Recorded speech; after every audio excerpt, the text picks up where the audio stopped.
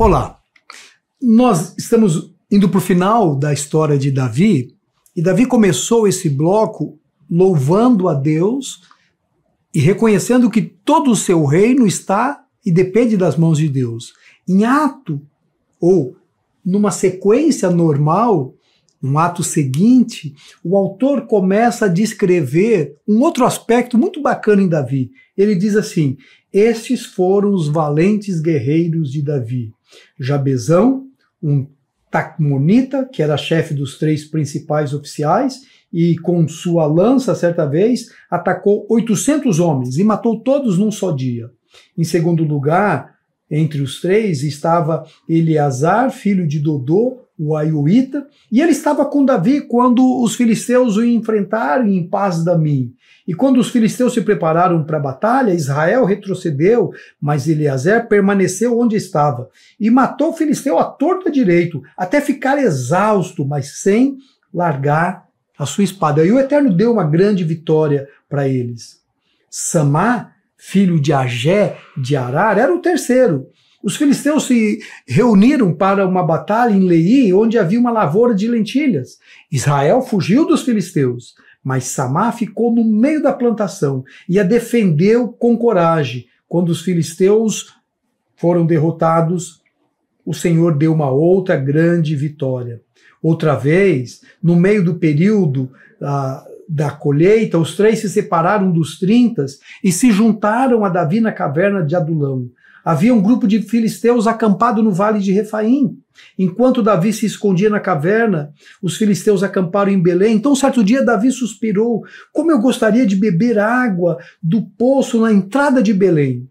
Então, os 3 entraram no acampamento dos filisteus, tiraram água do poço que ficava na entrada de Belém e a trouxeram para Davi. Mas Davi não quis beber. Ele a derramou como oferta ao Eterno, dizendo: de modo algum, ó Eterno, eu beberia esta água. Porque não é apenas água, é o sangue dos 3. Eles arriscaram a própria vida para trazê-la até mim. Por isso Davi se recusou a beber. Era esse tipo de coisa que esses 3 guerreiros faziam. Olha que legal. Davi olha para Deus e reconhece que a glória e a grandeza do seu reino é porque Deus o chamou, e ele confia, ele depende, ele reconhece isso, mas ele olha do lado e ele tem 3 homens que ele vai apresentando, né? O Josebe, o Eleazar e o Sarna. 3 homens. Os 3 eram chefes do exército de Davi, guerreiros valorosos. Josebe é identificado como Jazobeão. Ele é um capitão, aquele que balança a sua lança. O Eleazar, cuja fama residia nessa coragem valente, numa vitória contra os filisteus. O Sarna, que era o terceiro, ele muda o resultado de uma batalha sozinho. Homens que tomavam a iniciativa. Davi diz: não é um grande exército que garante a vitória, mas guerreiros diferentes. Então ele vai contar de 3, depois ele vai contar de 30. Este era o seu bloco principal de guerreiros. Dentro dos atos desses 3, o ato mais marcante é perceber a necessidade do rei e ir buscar água no meio do exército dos filisteus, sem ser identificado, sem ser atacado, sem ferir ninguém, tirar água e trazer até Davi.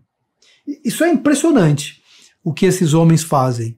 E aí nós vamos olhar para eles e vamos tirar algumas lições muito oportunas, porque no mundo onde nós queremos o reconhecimento, onde eu quero que todo mundo veja o que eu faço, perceba o que eu falo, nós vamos descobrir na primeira lição que grandes homens podem passar desapercebidos pela história. Quem de vocês lembrava do nome desses homens? Quem de vocês sabe o nome do seu pai, da sua mãe, do seu filho? Guerreiros em cujas mãos Davi confiava, que percebiam o desejo de Davi, mas que não tinham cargos como generais de exército, não eram chefes de patrulha, não eram ministros de Estado, eram guerreiros valentes, homens poderosos, desconhecidos. Quando todos fogem, eles permanecem. Homens valentes. Como faz falta esse tipo de gente, que não faz por conta da fama, faz por conta da honra, do propósito.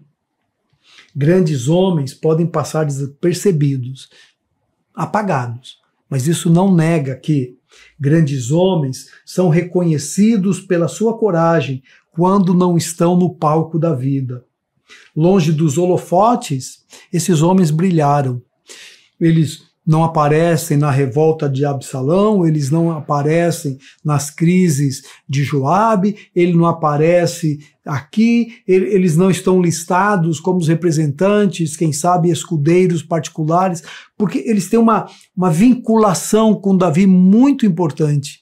Quando todo mundo foge, Davi sabe, eu tenho 3 homens de confiança. Se o exército não dá certo, eles estão comigo. Se os guerreiros fogem, eles estão comigo. E eles são corajosos, mesmo quando não estão no palanque. Tem gente que é muito corajosa se está no grupo. Se você der um microfone para ele, der um título para ele, mas ir lá no dia a dia, quando ninguém vê, quando ele encara um exército sozinho, porque todo mundo fugiu e ele se mantém em pé defendendo. Grandes homens precisam ser reconhecidos por nós, mas imitados também. Não busque os holofotes e também não se preocupe em estar no palco. Se preocupe com a sua fidelidade a Deus. Uma terceira lição que esses 3 homens vão nos deixar, que é muito bacana. Atos singulares devem ser celebrados como expressão de culto a Deus. O episódio da água, que é trazida até Davi, é impactante porque mostra o nível da relação de Davi com esses homens. Isso era um ato de fé, de coragem, de confiança, cumplicidade, camaradagem. Davi diz, isso não é humano, isso é um ato de culto, o que eles fizeram. Às vezes, alguém faz algo por nós e a gente não dá bola. Entenda que benefícios recebidos de uma outra pessoa precisa ser encarado como sendo expressão de culto. Deus, obrigado por esses homens. Davi sequer bebe essa água. Ele diz, eu não posso fazer isso, porque senão é como se eu estivesse colocando o sangue deles a risco. Não, ele joga aquela água fora como sendo um ato de culto, elogiando o valor. E não foi ofensa para os 3. Foi algo extremamente importante, porque eles não serviram a Davi, eles serviram a Deus. A importância que Davi dava a esses homens. Seus atos eram sinal, símbolos de presença de Deus. Você tem um amigo assim? Você é um desses 3 corajosos na vida de alguém que ele pode contar, ainda que todo mundo fuja? Difícil isso, né?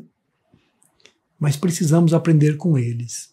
E aí, quando olhamos para essa história, precisamos orar, lembrando de quando Salomão dizia que o amigo ama em todo tempo, mas na angústia ele se faz irmão.